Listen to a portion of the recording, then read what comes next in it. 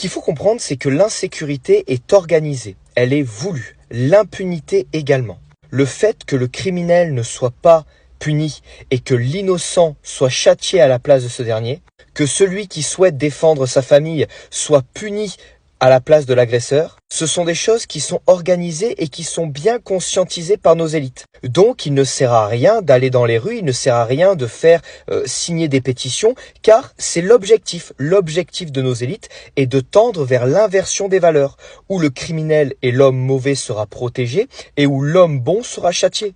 Dans l'objectif de l'inversion des valeurs, que ce soit de la polarité féminine ou masculine, que ce soit par le Minotaure ou par Lilith, on en revient avec ce qui va se passer à Toulouse dans très peu de temps, il y a aussi l'inversion du bon et du mauvais. Souvenez-vous ce que nous disent les livres saints, le bon sera mal et le mal sera bon. Le gentil deviendra le méchant et le méchant deviendra le gentil. Et c'est exactement ce que nous vivons.